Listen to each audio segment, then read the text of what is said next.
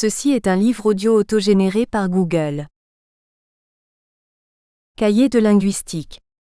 Revue de sociolinguistique et de sociologie de la langue française. Les cahiers de linguistique, qui poursuivent le travail éditorial entrepris depuis 1972 par les cahiers de l'Institut de linguistique de Louvain, sont désormais plus spécifiquement consacrés à l'étude des rapports entre une langue dans sa variation, le français, et la société ou plutôt, les sociétés où elle est employée dans des contextes toujours plurilingues. Des comparaisons avec d'autres situations enrichissent les perspectives. Les cahiers de linguistique paraissent à raison de 2 fascicules par an d'environ 200 pages chacun. La rédaction privilégie les numéros thématiques. Rédacteur en chef: Philippe Blanchet, Rennes. Comité de concertation: Safia Asselara à Alger, Stéphanie Claire Aix-Marseille, Moussa Daf Dakar, Anne-Rosine Delbar Bruxelles, Christian Delcourt Liège, Alain Dimiglio Corté, Joachim Dolz Genève, Jules Duchastel Montréal, Alexandre Duchesne Fribourg, Michel Francard Louvain, Françoise Gadet Paris, Jean-René Klein Louvain, Estella Cled Buenos Aires, Jean-Marie Klinkenberg Liège, Patricia Lamar Montréal, Leila Messaoudi Kenitra, Marielle Rispel Saint-Étienne, Pierre Swiggers Leuven, Rada Tirvassen Maurice. Correspondance et propositions d'articles ou de thématiques. Les articles, les propositions de thématiques, les ouvrages pour recension et la correspondance sont à adresser au rédacteur en chef, Philippe Blanchet. Prière de demander la feuille de style et les conditions de publication. Les offres et les exemplaires d'échange sont à adresser au rédacteur en chef, Philippe Blanchet, philippe.blanchet@univ-rennes2.fr. Abonnement. Prix de l'abonnement annuel, 50 €. Interroger une justice spatiale en sociolinguistique urbaine. Thierry Dehaye, Nicolas Kuhl. Claire Lesacher et Camille Proust. Université Rennes 2, PREFICS. Ce recueil rassemble les actes des 9e Journées internationales de sociolinguistique urbaine, qui ont eu lieu à l'Université Rennes 2 les 30 mai et 1er juin 2018. Depuis 1999, les Journées internationales de sociolinguistique urbaine, JISU, se fixent le même objectif, à la fois théorique et méthodologique, d'étudier la question urbaine dans son double rapport à l'espace et aux langues. Ces rencontres sont l'occasion de mettre en débat les différentes approches de recherche portant sur l'urbanité, conçue ici comme un phénomène historique, géographique, social, culturel, produit, reproducteur et potentiellement transformateur des rapports sociaux et sociolinguistiques. Castells, 1975, 1975A, Calvet, 2004/75, Lefebvre, 1974/32-35, Bulot, 2007/19. Principalement héritière de la sociolinguistique discursive de Thierry Bulot, ces 9e JISU sont aussi les premières organisées depuis sa disparition. Dans la perspective qui était la sienne, et dans celle de ses collègues qui s'attellent à prendre le relais, la langue et a fortiori les discours sont des pratiques sociales. Le langage est matériel en cela qu'il n'est pas extérieur aux réalités sociales, mais qu'il les constitue fondamentalement. C'est autour de cette conception matérialiste de la notion de discours, Guépin 1976 notamment, que se construit la dite approche. La ville est un produit des discours et des représentations qui finissent par constituer le réel social que l'on habite, Bulot 2008/1, autrement dit la ville est une matrice discursive, Bulot 2003, dans laquelle les discours reproduisent et véhiculent les représentations mais aussi les normes sociales, la frontiérisation, la réification, la hiérarchisation et la corrélation des espaces, des langues et des parlures. Partant de là, l'univers discursif dans lequel évoluent les locuteurs-trices représente un aspect fondamental à analyser, car il est autant producteur qu'agent des rapports sociaux. C'est dans cette perspective sociolinguistique que les JISU se sont penchés, depuis une vingtaine d'années, sur une multitude de thématiques qui continuent à résonner aujourd'hui.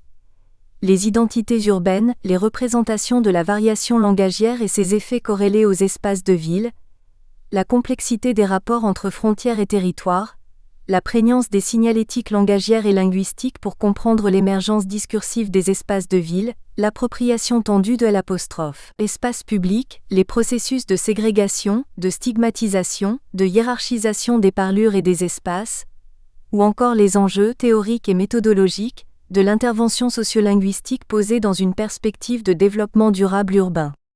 Enfin, lors des dernières JISU de Cergy-Pontoise 2014, les effets induits de diasporisation sociolinguistique sur les précarités spatiales et langagières ont été questionnés.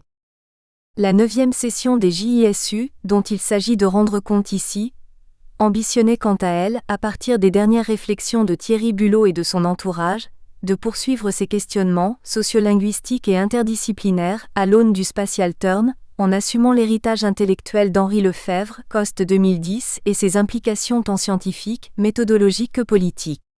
Nous souhaitions ouvrir ces questionnements sur une conceptualisation quasi absente des travaux en sociolinguistique, celle de l'injustice spatiale. Introduire la notion de justice spatiale en sociolinguistique urbaine amène ainsi à interroger le rôle du discours dans la production sociale des espaces urbains et de leurs normes, frontières et identités. En quoi ces discours reproduisent-ils des villes plus ou moins justes ? Comment la production discursive de la ville et de ses locuteurs est-elle vectrice de justice et d'injustice sociale, spatiale, linguistique ? Lesquelles ? Pour qui ? Selon quelle conception politique de la ville ? De l'espace ? Des langues ? Du monde social ? Et quel rôle peut jouer la sociolinguiste urbaine dans ce processus ? Poser la question de la justice spatiale en sociolinguistique urbaine ouvre ainsi à l'opportunité de problématiser davantage la posture politique de la chercheure, sa fonction sociale dans la cité, sa subjectivité, ainsi que les nuances que le terme justice peut recouvrir pour lui et pour les acteurs sociaux.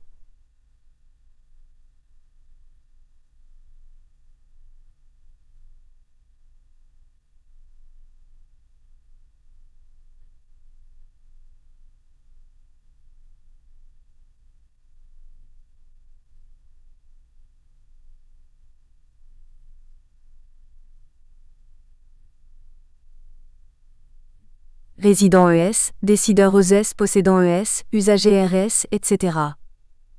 Pouvoir, anormalisation, non-représentativité, non-reconnaissance, invisibilité, inégalité S, majoration, minoration, minorisation, domination, discrimination, exploitation, ségrégation, stigmatisation, etc. Ainsi, cette 9e édition des JISU s'inscrivait dans une double perspective.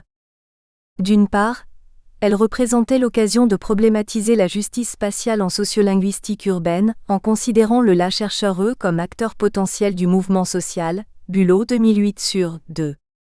L'objectif était alors de continuer les discussions épistémologiques et méthodologiques déjà amorcées à l'endroit du rôle social de la sociolinguistique urbaine dans la cité, et de travailler les définitions, modalités et formes de l'intervention sociolinguistique, notamment autour de la sociolinguistique prioritaire, Bulot 2009, et plus largement de l'intervention en sciences sociales.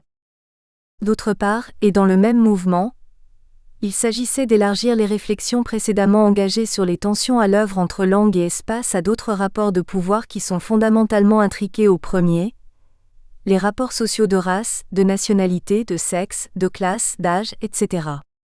Considérer cette complexité des rapports sociaux à l'œuvre, à travers la pluralité des courants théoriques qui les constituent comme objet, du marxisme aux théories du pouvoir, des approches postcoloniales aux études sur le genre, etc., ouvre la nécessité d'assumer la théorisation politique qui sous-tend nos interprétations et nos actes de militance scientifique, Bulot 2008 sur 4.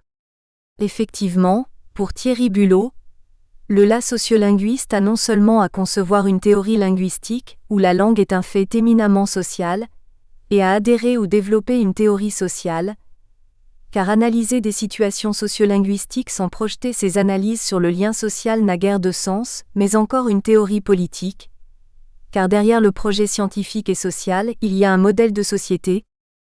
Cette double exigence, d'approfondissement de nos questionnements sur la place de la chercheur d'une part, d'ouverture et d'explicitation conjointement épistémologique, éthique et politique d'autre part, devait donc permettre de pluraliser les réflexions théoriques et méthodologiques autour de l'intervention sociolinguistique, de ses justifications et de ses modalités.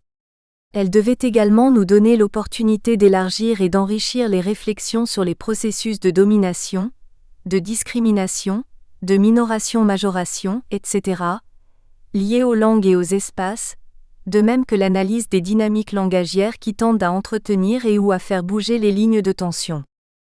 Dans cette perspective, Thierry Deshayes ouvre l'ouvrage en proposant une justification théorique du recours à la notion de justice en sociolinguistique urbaine. En convoquant dans un premier temps quelques travaux et réflexions historiques et contemporaines sur l'idée de justice, sociale, spatiale et linguistique, sa proposition déroule une critique dialectique des théories libérales qui aboutit à rendre nécessaire, selon lui, le concept matérialiste de discours dans les travaux sur la justice. Il propose alors d'articuler l'approche discursive de la sociolinguistique urbaine à l'endroit des langues et de la ville aux travaux d'auteurs comme Henri Lefebvre, Édouard Soja ou Mustapha Dikech, qui considèrent à la fois la justice comme un phénomène nécessairement spatial et l'espace comme un phénomène toujours politique et idéologique. Thomas Vétier questionne ensuite la problématique fondamentale des formes de domination induites par les discours sur la mobilité, à travers un travail de recherche sur la mise en mots des personnes migrantes et de leur légitimité, ou non, dans les espaces de la ville. Son approche critique de la situation de la ville de Rennes, réputée ouverte et humaniste, vient enrichir la compréhension non seulement de la situation locale mais d'une tendance discursive plus large qui valorise la diversité, le vivre ensemble et la mixité sociale, tout en évinçant parfois des réalités sociales, politiques et médiatiques plus complexes et problématiques. Marta Pappalardo a mené un travail de terrain et une étude discursive de certains rapports sociaux, impliqués par 2 projets de rénovation urbaine, concernant des quartiers de Naples et du Caire.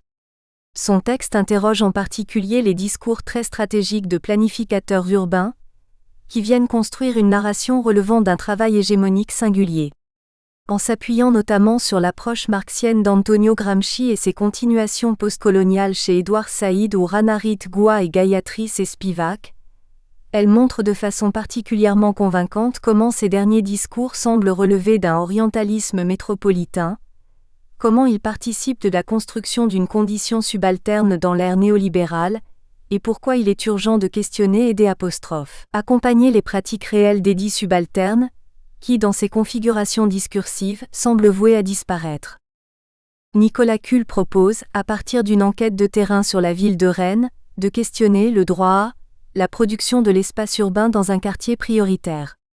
Dans cette perspective, cet article s'appuie sur une analyse du discours, ADEL, de plusieurs entretiens semi-directifs afin de mettre en exergue, à travers les figures du manque et du surplus proposées par Mustapha Dikech, une position de subalternité, caractérisant ce quartier et ses habitants renforcée et explicitée par des spécificités altéritaires. Dans ce sens, si la réflexion de l'auteur s'inscrit dans une démarche cherchant à interroger le droit à la ville, tel que conceptualisé par Lefebvre, elle n'en est pas moins également développée en écho à une approche postcoloniale visant à comprendre comment les structures mentales, et donc les idéologies issues du fait colonial infiltrent la grille de lecture de la situation sociale appréhendée. Camille Proust s'intéresse à l'articulation entre les discours sur le corps et les discours sur l'espace dans le contexte de mobilisations étudiantes en Afrique du Sud. À partir de l'analyse de 2 événements politiques et des commentaires qui les ont accompagnés sur les réseaux sociaux, elle montre que l'espace et le corps peuvent être mobilisés directement au service d'actions militantes, qui visent à dénoncer les injustices liées au maintien d'une configuration raciale de la ville et de la société post-apartheid. Entre affirmation identitaire et transformation radicale des rapports de pouvoir, la prise en compte de ces catégories dans le cadre d'analyse et d'action politique apparaît comme un enjeu important des mouvements sociaux contemporains. Titan Thuydang aborde la question des stigmatisations liées à la langue, en se focalisant sur les discours épilinguistiques des jeunes habitants de Hanoï et sur les manières de parler dans la ville. Ces analyses montrent que les représentations en circulation sont traversées par ce qui relève de l'idéologie linguistique et de la centralité urbaine. Elles impliquent dans ce sens des processus de valorisation et de dévalorisation des espaces et des pratiques langagières, traduisant une perception restrictive de l'identité hanoïenne associée à ce qui fait référence. L'auteur met également en exergue différents phénomènes qui peuvent impacter les pratiques langagières des habitants dans la perspective de se rapprocher de l'identité valorisée, qui serait un levier vers une intégration sociale réussie. Julien Longhi, à partir d'une expertise et d'un travail approfondi en analyse du discours politique, présente une démarche de recherche-intervention mise en place à l'approche des élections présidentielles françaises de 2017. Cette démarche s'est matérialisée sous la forme d'un outil à l'usage des citoyens NES français, soucieux de comprendre les implications idéologiques des discours politiques. IDEO 2017. Conçu comme une plateforme en ligne, l'outil s'appuyait sur des travaux préalables sur les tweets de campagne des différents candidats et devait permettre non seulement d'offrir aux citoyens NES une initiation à l'analyse scientifique des discours politiques, mais aussi un support de compréhension des positions des candidats ES qui devaient être susceptibles de les aider à se faire leur propre opinion en vue des élections. L'expérience en elle-même est intéressante en ce qu'elle interroge des modalités et possibilités concrètes d'intervention sociale de nos disciplines, et des questions qu'elle pose en retour à la recherche scientifique. Brigitte Rassoloniaina développe dans son article une réflexion autour de l'approche filmique en sociolinguistique urbaine envisagée comme potentiel support de l'intervention sociale. Pour cela, elle s'appuie notamment sur un film qu'elle a co-réalisé et diffusé lors de ses JISU, Abdel, les langues et la Médina de Rabat, issu d'une recherche sur les variétés linguistiques et les identités sociolangagières dans la Médina de Rabat.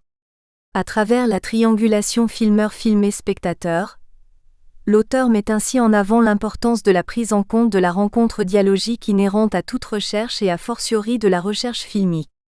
Dans une perspective de fonction sociale de la recherche, elle termine sa réflexion en interrogeant la possibilité pour le documentariste-chercheur à travers des projections publiques du film d'ouvrir un nouvel espace de discours et un nouvel espace de recherche. Bibliographie. Bulot Thierry 2003, Matrice discursive et confinement des langues pour un modèle de l'urbanité, Cahier de sociolinguistique, 8 Rennes, Presse universitaire de Rennes 99 à 110. Bulot Thierry 2007, Espace urbain et mise en mots de la diversité linguistique, les codes de la ville. Culture, langue et formes d'expression urbaine, Paris L'Harmattan 15 à 33. Bulot Thierry 2008, Une sociolinguistique prioritaire. Prolégomène à un développement durable urbain et linguistique. Agir et penser. Les rencontres de Belle-Pierre, URL. http://www.ldb.fr/fil/bulot.pdf.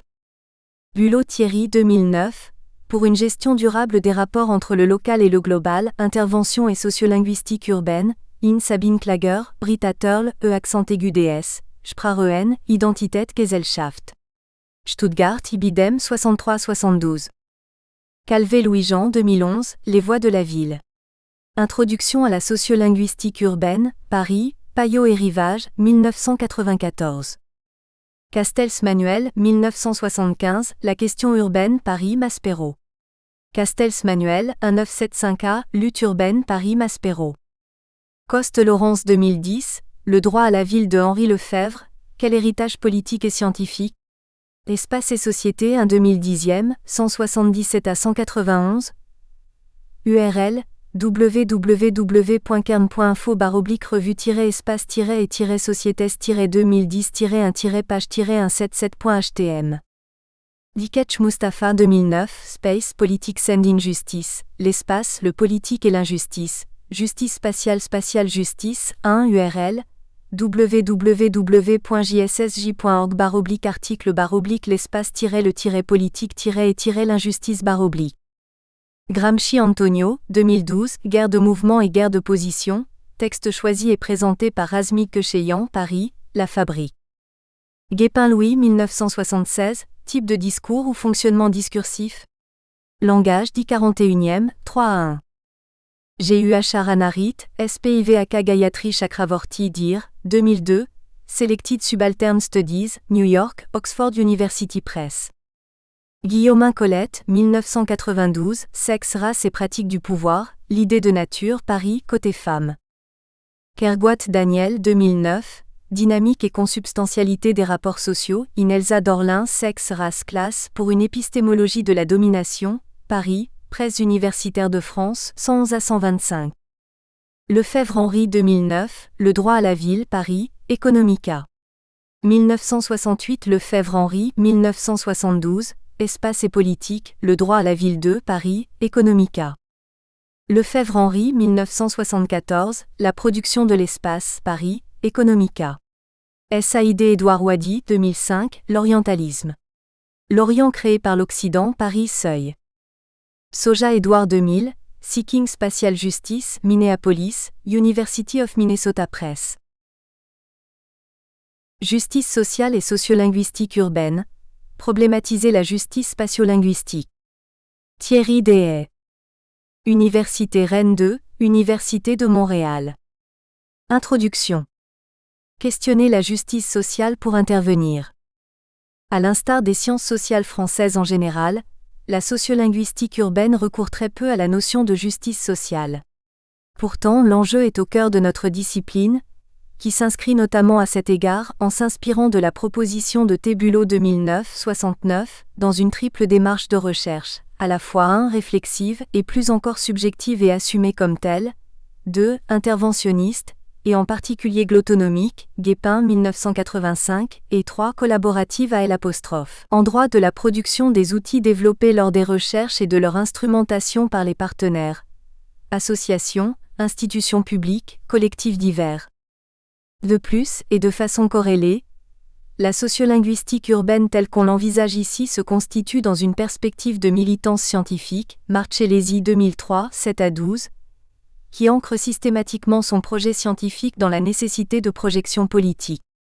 Cette posture militante, qui n'est pas inédite en sciences sociales et en sociolinguistique, quoique constituée à différents degrés et selon différentes modalités, s'inscrit chez Tébulot dans l'héritage de l'école de Rouen.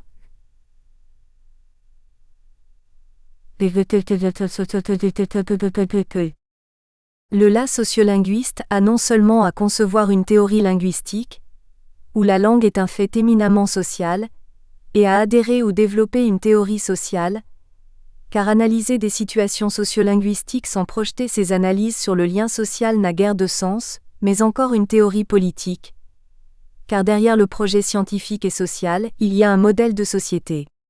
Bulot 2009-69. C'est à partir de cette exigence intellectuelle, éthique et politique que s'amorce la présente réflexion, et c'est à partir d'elle que nous tenterons ici de montrer la pertinence d'un questionnement sur la notion de justice, sociale, linguistique, spatiale, en sociolinguistique urbaine. Dans la première partie, nous ferons un bref retour sur l'évolution historique de la notion de justice, entre sa conception antique en Grèce, son idéalisation libérale dans les États-nations modernes et son incarnation théorique contemporaine, notamment dans le travail de J. Rawls. En seconde partie, nous porterons une critique et proposerons une ouverture dialectique de cette théorie et de ses corrélats spatiaux et linguistiques. En troisième partie, nous tenterons de montrer la nécessaire fonction de la notion de discours dans la dialectique socio-spatiale et, dès lors, le rôle que peut jouer la sociolinguistique urbaine dans la réflexion contemporaine sur la justice. 1. L'idéalisation libérale de la justice.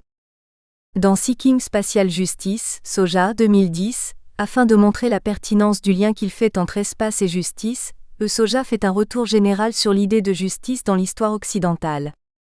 Il montre ainsi comment les théories de la justice contemporaine trouvent leurs prémices dans la Grèce antique, plus précisément dans la cité-État d'Athènes vers 600 AV. J.C. Soja 2010-74. La justice sociale athénienne, malgré son application extrêmement limitée, va alors de pair avec l'idée de démocratie, considérée comme participative par essence, ibidem. Dans le contexte athénien, la justice relève de la pratique sociale des citoyens à l'endroit de la polis, qui est à la fois le lieu, l'objet social et la communauté politique que constitue la cité. Dès lors, la justice sociale se veut intrinsèquement spatiale et démocratique, au sens classique où les citoyens gouvernent, puisque basée sur les droits civils des citoyens au sein de la cité et sur leur participation à celle-ci. Soja explique ensuite comment cette compréhension pratico-spatiale de la justice s'est progressivement atténuée avec l'émergence des États-nations. La justice sera alors progressivement conçue, de manière dominante, comme un système légal de droits et d'obligations. Au XVIIe et XIXe siècle, la Révolution française, puis le développement du capitalisme industriel, vont ainsi voir l'idée de justice associée à celle de démocratie représentative et de droits de l'homme et à une focalisation sur les droits liés à la propriété privée, Soja 2010-76. Cette conception formalisante de la justice et des injustices, moins sensible à leur réalisation concrète, pratique, matérielle mais aussi collective, va se développer de la même façon que l'idéologie dominante à l'endroit de la langue. Comme la vraie langue, la justice est alors celle qui est déclarée comme telle par les institutions. Les pratiques réelles, interindividuelles, matérielles de la langue, tout comme celles de la justice, des injustices sont non seulement sous-estimées mais elles sont idéologiquement niées. L'injonction « ça ne se dit pas », adressée à quelqu'un qui objectivement dit quelque chose, est chargée du même idéalisme abstrait que l'affirmation « en France on est tous égaux », opposée au constat réel des inégalités de revenus ou aux discriminations sexuelles, raciales, etc.